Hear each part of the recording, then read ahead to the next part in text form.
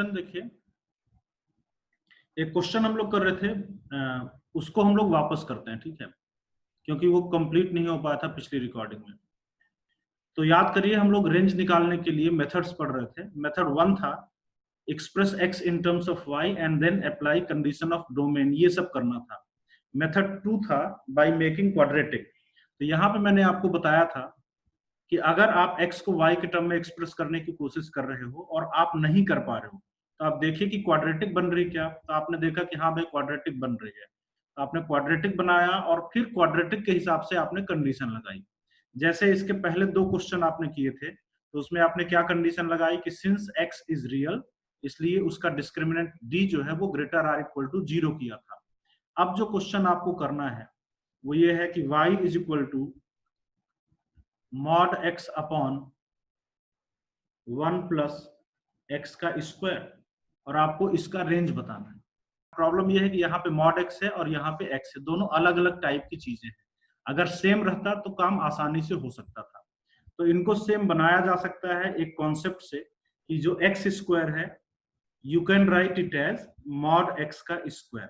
x square को आप क्या लिख सकते हो, मॉड x का स्क्वायर। ये दोनों सेम चीजें हैं, है ना, दोनों ऑलवेज पॉजिटिव है, और दोनों में आप x की कोई भी वैल्यू डालो तो ये दोनों बिल्कुल सेम आउटपुट देते हैं। तो इससे फायदा क्या हुआ भाई, इससे फायदा ये हुआ कि अब आपका क्वेश्चन बन गया y is equal to mod x divided by 1 plus mod x का स्क्वायर। ठीक, तो बेनिफिट ये हुआ कि अब यहाँ पे देखिए दोनों जगह पे सेम चीजें आ गई, यहाँ भी मॉड x आ गया और यहाँ भी मॉड x आ गया। तो अब हम लोग ट्राई करते हैं मेथड 1। शुरुआत तो हम लोग वहीं से करते हैं मेथड 1 से, we will try to express x in terms of y। तो हम लोग x को y के टर्म में एक्सप्रेस करने की कोशिश करते हैं। उसके लिए हम यहाँ पे क्रॉस मल्टीप्लाई करेंगे। तो क्रॉस मल्टीप्लाई करेंगे तो देखिए आएगा y plus y into mod x का square is equal to mod x। तो यहाँ पे अभी आप क्या देख रहे हो कि आप x को y के टर्म में एक्सप्रेस नहीं कर पाओगे, क्योंकि यहाँ पे मॉड x है, यहाँ पे मॉड x का स्क्वायर है, और ये कंबाइन नहीं हो पाएगा। क्योंकि अगर आपको x को y के टर्म में एक्सप्रेस करना है तो किसी तरीके से इनको कंबाइन करना होता है, ये नहीं हो पाएगा, अलग अलग फंक्शन है। तो फिर दूसरा रास्ता मैंने बोला था कि जब ऐसा नहीं हो पाता तो आप फिर देखिए क्या ये क्वाड्रेटिक है। आपने देखा यस ये क्वाड्रेटिक है। ये किसमें क्वाड्रेटिक है, ये मॉड x में क्वाड्रेटिक है। तो चलिए इसको प्रॉपरली क्वाड्रेटिक के जैसे लिखते हैं। यहाँ पे आपके पास देखिए आएगा y इंटू मॉड x का square minus mod x plus y is equal to 0। तो ये हमने मॉड x में प्रॉपरली एक क्वाड्रेटिक बना ली। अभी आप एक काम कर सकते हो कि ये मॉड x में क्वाड्रेटिक है, आप इसको मॉड x को t सब्स्टिट्यूट करके इसको एकदम क्वाड्रेटिक में बदल सकते हो, जैसे आपने क्वाड्रेटिक देखी हुई है। तो अगर आप यहाँ पे एक सब्स्टिट्यूशन करते हो mod x is equal to t, तो देखिए जब कभी भी सब्स्टिट्यूशन करते हो तो आप साइड में कंडीशन जरूर लगाते हो। तो आप साइड में कंडीशन क्या लगाओगे, this t is greater or equal to 0। क्यों भाई, क्योंकि मॉड x जो है वो हमेशा पॉजिटिव होता है, हमेशा ग्रेटर आर इक्वल टू 0 होता है। तो इस कारण से जो t है वो भी ग्रेटर आर इक्वल टू 0 होगा। तभी आपका देखिए क्वाड्रेटिक बना y into t square minus t plus y into t square minus t plus y is equal to 0 where the t is greater or equal to 0। ठीक, तो ये हमारे पास एक क्वाड्रेटिक बन गया।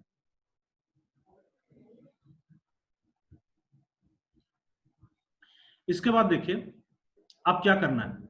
अब ये क्वाड्रेटिक है तो just like the previous questions, पिछले क्वेश्चंस के जैसे आप लोग क्या करते थे, आप लोग यहाँ पे करते थे कि since t is real so इसका d greater or equal to 0।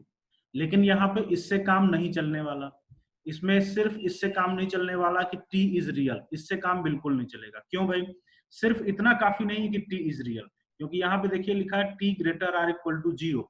अगर मान लीजिए इसके रूट्स रियल हो गए और निगेटिव हो गए तो क्या ये इसको सेटिस्फाई करेगा, क्या ये क्वाड्रेटिक ट्रू होगी, नहीं हो पाएगा। क्योंकि यहाँ पे देखिए ये क्वाड्रेटिक t में है और साइड में लिखा हुआ है t greater or equal to 0। तो इसमें हमें सिर्फ इतनी कंडीशन लगाना काफी नहीं है कि इसमें t रियल होगा, हमें इसमें यह भी कंडीशन लगाना पड़ेगा कि t रियल भी होगा एंड पॉजिटिव भी होगा। तो हमें इसमें कंडीशन लगाना पड़ेगा कि इसके जो रूट्स हैं वो रियल होंगे एंड साथ में क्या होंगे, पॉजिटिव भी होंगे। अब अगला क्वेश्चन मेरा ये उठता है कि क्या इसमें दोनों के दोनों रूट्स पॉजिटिव होने चाहिए, या एक पॉजिटिव एक निगेटिव रूट चल जाएगा। तो इसको भी मैंने बताया था, मैं फिर से एक्सप्लेन करता हूं, काफी इंपॉर्टेंट पॉइंट है, यहीं पे ध्यान से समझिएगा। इसके दोनों रूट्स का पॉजिटिव होना जरूरी नहीं है, इसका एक पॉजिटिव और एक निगेटिव रूट भी चल जाएगा। ठीक है, क्यों, ऐसा क्यों, इसको समझिएगा। अगर आपने बोला कि नहीं इसका एक पॉजिटिव एक निगेटिव रूट नहीं चलेगा, टी की दोनों वैल्यूज पॉजिटिव होगी तभी आप उसको एक्सेप्ट करोगे, तो प्रॉब्लम यह है कि मान लीजिए कि आपने टी की एक वैल्यू पॉजिटिव और एक वैल्यू निगेटिव आई, टी मतलब मॉड एक्स, तो आपने सॉल्व किया और मॉड एक्स की एक वैल्यू पॉजिटिव और एक वैल्यू मान लीजिए निगेटिव आई, और आपने बोला कि नहीं ये केस हम रिजेक्ट करेंगे, ये केस हम नहीं लेंगे, हम वही केस लेंगे जिसमें टी की दोनों वैल्यू पॉजिटिव आए।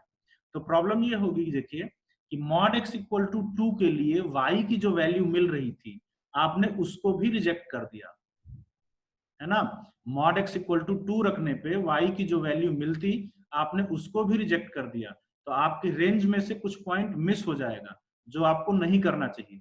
जब मॉड एक्स इक्वल टू 2 रखोगे तो y की कुछ ना कुछ तो वैल्यू आएगी ना, और अगर आप ये केस हटा देते हो तो अगर आप ये केस हटा देते हो तो इससे क्या होगा, y की कुछ वैल्यूज जो है वो मिस हो जाएगी। ठीक, इसलिए ये केस नहीं हटाना, अदरवाइज आपकी रेंज में से कुछ पॉइंट्स लॉस हो जाएंगे। ठीक है, तो ये केस भी लेना है। इसका मतलब ये हुआ कि इस इक्वेशन पे क्या कंडीशन लगानी है, ध्यान से समझिएगा। इस इक्वेशन पे कंडीशन लगानी है कि इसके दोनों रूट्स पॉजिटिव हो जाएं, दैट्स गुड।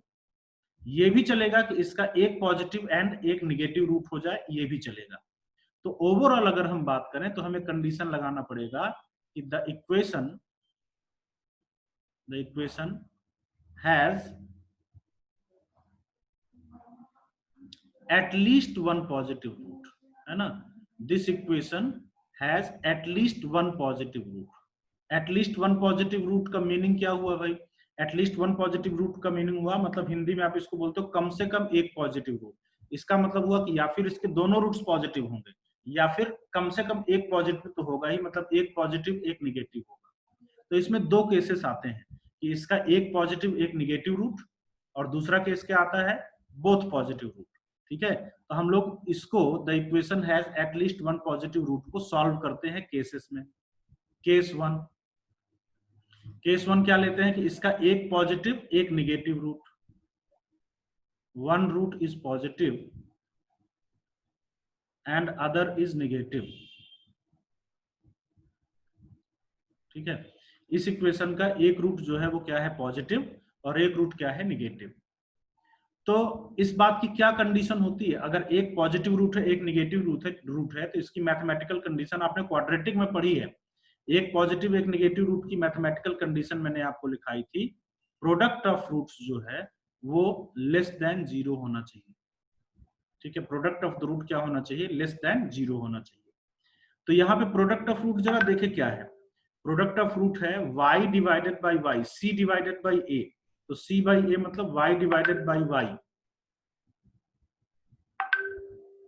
ये कौन है भाई, ये बार बार ये कर रहा है इस तरीके से। प्रोडक्ट जो है वो क्या करना है, लेस देन 0। यहाँ पे देखिए product of root c by a से कितना आएगा, y divided by y which is 1, so 1 less than 0। और ये पॉसिबल नहीं है, 1 0 से छोटा नहीं हो सकता, तो ये पॉसिबल नहीं है। मतलब इसमें ऑटोमेटिकली ये वाला केस रिजेक्ट हो गया जिसमें 1 पॉजिटिव एंड 1 निगेटिव रूट आता है। तो चलिए हम लोग आते हैं केस 2 पे। केस 2 में आता है इसका बोथ पॉजिटिव रूट्स।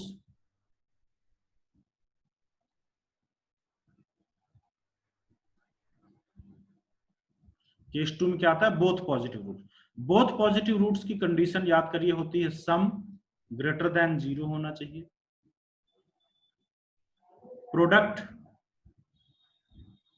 प्रोडक्ट आप ग्रेटर आर इक्वल टू 0 ले लीजिए, वैसे ग्रेटर देन 0 होता है लेकिन ग्रेटर आर इक्वल टू ले लो, इसलिए क्योंकि यहाँ पे एक प्रोडक्ट अगर ग्रेटर देन 0 है तब तो अच्छा है, दोनों रूट्स पॉजिटिव, लेकिन अगर प्रोडक्ट इक्वल टू 0 हो गया वो केस भी हमें लेना है।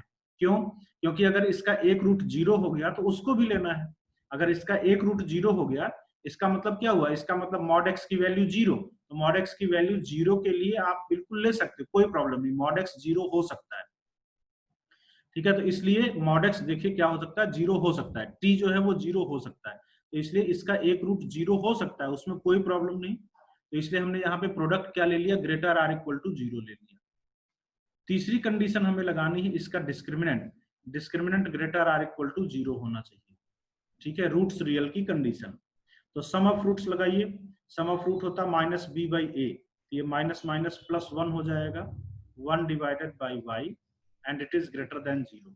1 बाई वाई जो है वो पॉजिटिव कब होगा, 1 अपॉन वाई पॉजिटिव होगा अगर वाई पॉजिटिव है तो। देखिए अगर y पॉजिटिव है तो 1 अपॉन वाई भी पॉजिटिव होगा, दैट्स ऑल।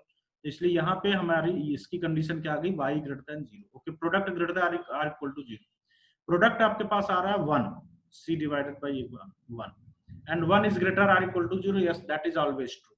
तो इसका कोई टेंशन नहीं है हमारे पास, ठीक है। लास्टली लगाना है d greater r equal to 0। तो d है आपका b square minus 4a into c y square greater or equal to 0। यहां से इसको वेवी कर्व से सॉल्व करने के लिए माइनस से मल्टीप्लाई करो, माइनस से मल्टीप्लाई करोगे तो 4y square minus 1 less or equal to 0। Factorise करोगे तो 2y minus 1 into 2y plus 1 less or equal to 0। Critical points are minus half and half, minus half and half are the critical points ये। So less or equal to 0 के लिए आपको मिल रहा है y belongs to minus half to half closed on both sides। अब देखिए भाई इसका इसका और इसका तीनों का इंटरसेक्शन लेना है। तीनों का इंटरसेक्शन क्यों, क्योंकि दोनों पॉजिटिव रूट के लिए ये सारी बातें ट्रू होनी चाहिए, ये सारी चीजें सेटिस्फाई होनी चाहिए। तो आपको सिर्फ y ग्रेटर देन 0 लेना है। तो 0 से बड़ा आप लीजिए, तो 0 से बड़ा लोगे तो 0 टू हाफ आंसर आया। तो यहां से आपको मिला y belongs to 0 to half, 0 पे ओपन हाफ पे क्लोज, ठीक है। अब एक लास्ट पॉइंट जरा समझिएगा, इसमें बहुत सारी चीजें हैं, एडवांस लेवल का क्वेश्चन है ये, ठीक है।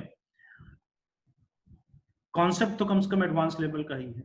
अब इसमें देखिए एक और चीज है, y की वैल्यू 0 से हाफ आ रही है, y की वैल्यू 0 नहीं ले सकते हैं ये बोल रहा है। लेकिन पता है आपका y इक्वल टू 0 तो इसमें वैसे भी किसी कीमत पे नहीं आता, इसलिए क्योंकि यहाँ पे y देखो इस क्वाड्रेटिक का लीडिंग कोफिशिएंट है, इस क्वाड्रेटिक का लीडिंग कोफिशिएंट क्या है, y। और आप इसको क्वाड्रेटिक वाले मेथड से कर रहे हो, तो क्वाड्रेटिक वाले मेथड से करने पे ये लीडिंग कोफिशिएंट 0 वाला केस ये कभी नहीं देगा, क्योंकि अगर लीडिंग कोफिशिएंट y जो है वो 0 हो जाएगा तो फिर ये क्वाड्रेटिक नहीं बचेगी। अगर y 0 हो गया तो फिर ये क्वाड्रेटिक नहीं बचेगी। तो सिंस आप इसको क्वाड्रेटिक के मेथड से कर रहे हो, इसलिए इसमें y इक्वल टू 0 आंसर अपने से नहीं आएगा, आपको अलग से इसको चेक करना पड़ेगा। ये जो लीडिंग कोफिशिएंट 0 वाला है इसको अलग से चेक करना पड़ेगा, इसमें नहीं आएगा। इसमें क्यों नहीं आएगा, इसमें हमें पता था पहले कि नहीं आएगा, क्योंकि ये क्वाड्रेटिक का लीडिंग कोफिशिएंट है और क्वाड्रेटिक वाले मेथड में लीडिंग कोफिशिएंट 0 वाला आंसर नहीं आता। तो चलो चेक करो अलग से कि क्या y इक्वल टू 0 पॉसिबल है, यहां से चेक करो फंक्शन से अपने। आप देख रहे हो कि yes y equal to 0 possible है। y इक्वल टू 0 कब पॉसिबल है, जब x इक्वल टू 0 हो जाएगा तो y इक्वल टू 0 हो जाएगा, ठीक। तो y इक्वल टू 0 पॉसिबल है, कब पॉसिबल है, जब x इक्वल टू 0 हो जाएगा। तो यहां पे मैं लिखे देता हूं कि y is equal to 0 is possible for x is equal to 0। y equal to 0 possible है x इक्वल टू 0 के लिए, इसका मतलब ये जो 0 आपने छोड़ा है इसको छोड़ना नहीं है। तो इसलिए हमारा फाइनल आंसर जो आएगा वो मैं यहाँ पे लिखता हूँ, फाइनल आंसर आएगा range of the function is 0 to half, half पे क्लोज ही है, 0 पे भी क्लोज लगेगा, 0 को भी छोड़ना नहीं है, ठीक है। तो एक बार अच्छे से पहले आप देखिए, उसके बाद में एक बार फिर कुछ इंपॉर्टेंट पॉइंट्स इसके डिस्कस कर दूंगा। फिर भी कोई डाउट रहता है तो फिर आप मुझे बताइएगा। पहले आप 1 मिनट के लिए अपने से देखिए, एक बार हम सारा बता रहे हैं जल्दी से, उसके बाद जो डाउट रहेगा तो फिर बताना, ठीक है। चलिए देखिए एक बार फिर से जल्दी से। ये पहला स्टेप तो ठीक था, मैंने x स्क्वायर को मॉड x स्क्वायर कर लिखा क्योंकि सारी चीजें मॉड x में आ गई। फिर क्रॉस मल्टीप्लाई किया, x को y के टर्म में एक्सप्रेस करने के लिए जो नहीं हो सकता था, तो फिर मैंने देखा मॉड x में क्वाड्रेटिक बन गई तो मैंने बना लिया। हाँ मैंने ये किया कि मॉड x को t पुट कर दिया, लेकिन जब कभी भी सब्सटीट्यूशन करते हैं तो साइड में कंडीशन जरूर लिखते हैं, तो मैंने साइड में लिख दिया कि t greater or equal to 0। अब हमारे पास क्वेश्चन ये हो गया, ये क्वाड्रेटिक है where t is greater or equal to 0। तो यहाँ पे सिर्फ इतनी कंडीशन काफी नहीं होगी कि इसके रूट्स रियल है, क्योंकि इसके रूट्स रियल बस नहीं होने चाहिए, इसके रूट्स पॉजिटिव भी होने चाहिए। तो मैंने आपको एनालिसिस करके बताया कि पॉजिटिव रूट होने चाहिए, तो क्या दोनों पॉजिटिव रूट होने चाहिए या एक पॉजिटिव एक नेगेटिव रूट चल जाएगा? तो मैंने आपको बताया कि भाई एक पॉजिटिव और एक नेगेटिव रूट भी चल जाएगा, इसको आपको निग्लेक्ट नहीं करना है, अदरवाइज आपकी रेंज में से कुछ पॉइंट्स लॉस हो जाएंगे। तो इसको भी आप ले सकते हो, और दोनों पॉजिटिव वाले रूट तो कोई प्रॉब्लम ही नहीं।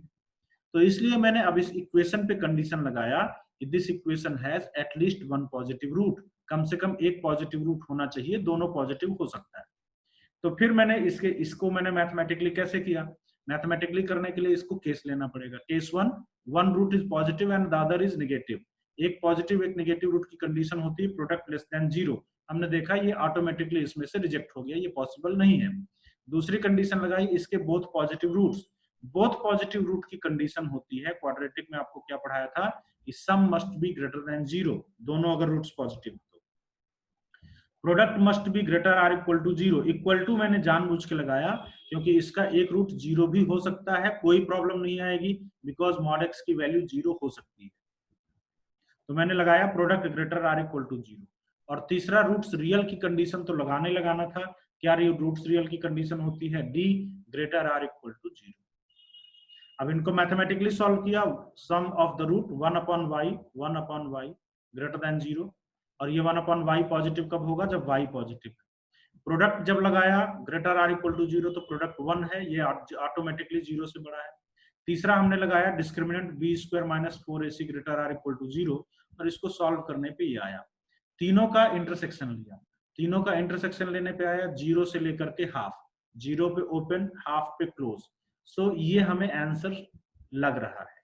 ठीक है, अब मैंने क्या बोला, इसको फिर से ध्यान से समझिए। मैंने बोला कि y यहाँ पे 0 नहीं आ रहा है, y 0 पे क्या है? ओपन लगा हुआ है। वो अंडरस्टूड था कि 0 ये आंसर में नहीं देगा, इसलिए इसने 0 में नहीं दिया कि इस क्वाड्रेटिक का लीडिंग कोफिशिएंट देखिए y है। अगर ये आंसर में y इक्वल टू 0 दे देता और यहाँ पे आप y की वैल्यू 0 डाल देते, तो फिर ये क्वाड्रेटिक कहाँ बचती? ये क्वाड्रेटिक बचती ही नहीं, तो इसमें सम और प्रोडक्ट और डी ये सब का कोई मीनिंग नहीं रहता। अगर ये y में 0 आंसर दे देता तो फिर ये क्वाड्रेटिक बचती नहीं। इसलिए जब कभी भी आप क्वाड्रेटिक को सॉल्व करोगे तो लीडिंग कोफिशिएंट जो 0 हो रहा है वो आपके आंसर में नहीं आएगा, उसको अलग से चेक करना पड़ेगा, क्योंकि ओरिजिनली ये y की क्वाड्रेटिक थोड़ी है। ठीक है, वो तो यहाँ के कारण इसने आंसर में 0 नहीं दिया। तो आप इसको अलग से चेक करिए कि क्या y इक्वल टू 0 पॉसिबल है। तो अगर आप देखोगे कि भाई y इक्वल टू 0 कब पॉसिबल है, तो आपको दिखा कि जब x इक्वल टू 0 हो जाएगा तो y इक्वल टू 0 पॉसिबल है। इसका मतलब y की वैल्यू 0 हो सकती है, y की वैल्यू 0 हो सकती है। ठीक है, y equal to 0 is possible for x equal to 0। तो जब y की वैल्यू 0 हो सकती है, इसका मतलब y की वैल्यू 0 से हाफ होगी, और 0 पे भी क्लोज लगेगा, क्योंकि मैंने आपको दिखाया कि y की वैल्यू 0 हो सकती है। तो इसलिए रेंज में आपके पास आएगा 0 to half closed on both sides. अब कहीं पे डाउट है तो वो मुझे बताइए।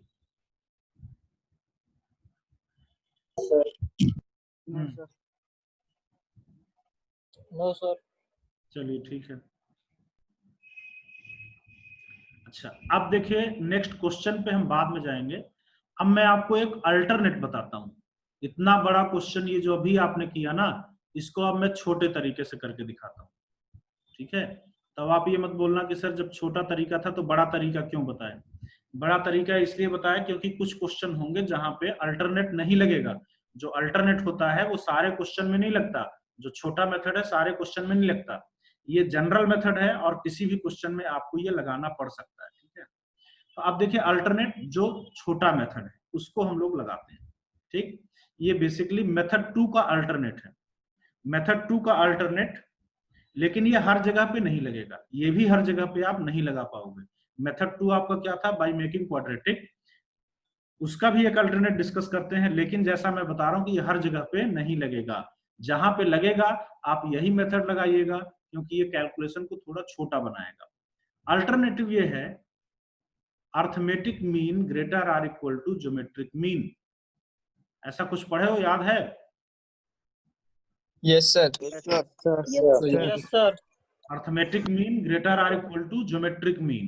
ठीक है, अब मैं आपको कुछ याद दिलाता हूं। जैसे मान लीजिए मैंने दो नंबर लिया x and 1/x, x and 1/x, तो ये बहुत ही फेमस रिजल्ट था। मैंने बोला था कि याद रख लेना। मैंने बताया था कि x plus 1/x is always greater or equal to 2। और कैसे किया था? इनका अर्थमेटिक मीन देखिए कितना आएगा। अर्थमेटिक मीन आएगा x plus 1/x divided by 2, ये अर्थमेटिक मीन हो गया। Greater or equal to geometric mean क्या होगा? Under root of x into 1/x, ये कैंसिल हो गया, 2 इधर जाएगा, तो x plus 1/x is greater or equal to 2। ठीक है, तो मैंने आपको दो बातें बताई थी, वो दो बातें मैं फिर से बता रहा हूं।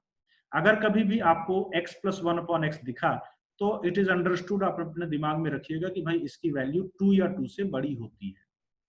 ठीक है, दूसरी बात कि अगर आपको कभी ऐसा क्वेश्चन मिला जिसमें यहाँ पे एक फंक्शन है, डिनोमिनेटर में भी वही एक फंक्शन है, तो आप arithmetic mean greater or equal to geometric mean लगाओगे, क्योंकि ज्योमेट्रिक मीन में ये सारी चीजें कैंसिल हो जाती हैं। ठीक है, तो अगर एक फंक्शन है, डिनोमिनेटर में भी वही फंक्शन है, तो आप क्या लगाओगे? Arithmetic mean greater or equal to geometric mean. लेकिन हाँ, एक और बात मैंने ये बताया था कि ये वैलिड होता है जब x ग्रेटर देन 0। मतलब ये arithmetic mean greater or equal to geometric mean ये आप लगा सकते हो सिर्फ पॉजिटिव रियल नंबर्स के लिए। ये इनइक्वालिटी मैंने बताई थी, सिर्फ पॉजिटिव रियल नंबर्स के लिए। तो अब अगला क्वेश्चन ये उठता है कि अगर x लेस देन 0 हो गया, अगर x निगेटिव हो गया, तो हम x प्लस 1/x के बारे में क्या कहेंगे? ठीक है, तो मेरी बात ध्यान से सुनिए फिर से। ये सब मैंने आपको AMGM में बताया था सीक्वेंस एंड सीरीज में। अगर x निगेटिव हो गया तो x प्लस 1/x, तो जरा देखिए, अगर x निगेटिव है तो ये भी निगेटिव, ये भी निगेटिव, और दोनों से मैं माइनस को निकाल लूंगा कॉमन। दोनों से मैं क्या करूंगा? माइनस को कॉमन निकाल लूंगा। जब मैं माइनस को कॉमन निकाल लूंगा तो अंदर फिर इसी टाइप का बचेगा, m प्लस 1/m टाइप का। अगर मैंने दोनों से माइनस कॉमन निकाल लिया तो इस टाइप का बचेगा, और जो बचेगा उसका magnitude because of this inequality 2 या 2 से बड़ा होगा। तो उस पीछे जो माइनस आपने कॉमन निकाल लिया, उस माइनस के इसमें लग जाने के कारण मैं बोलूंगा ये नंबर जो है वो हमेशा -2 या उससे छोटा होगा। ठीक है, क्या होगा? माइनस लग जाने के कारण आप क्या बोलोगे? ये नंबर जो है वो -2 या -2 से छोटा होगा। तो यहां से आपको पता चला कि फॉर x ग्रेटर देन 0 या for positive x plus 1/x जो है वो हमेशा 2 या 2 से बड़ा होगा, और अगर x निगेटिव है तो x प्लस 1/x जो है वो हमेशा -2 या -2 से छोटा होगा। और अगर एक फंक्शन और डिनोमिनेटर में भी वही फंक्शन मिलता है तो आप AMGM वाली इनइक्वालिटी के बारे में सोचोगे। So this is the concept behind alternate of method number 2। अब इस अल्टरनेट से ये जो क्वेश्चन मैंने आपको अभी बताया इतने बड़े तरीके से, इसको मैं देखिए कितने छोटे तरीके से सॉल्व करके आपको दिखाता हूं। ठीक है, नोट करिए इसको जल्दी से।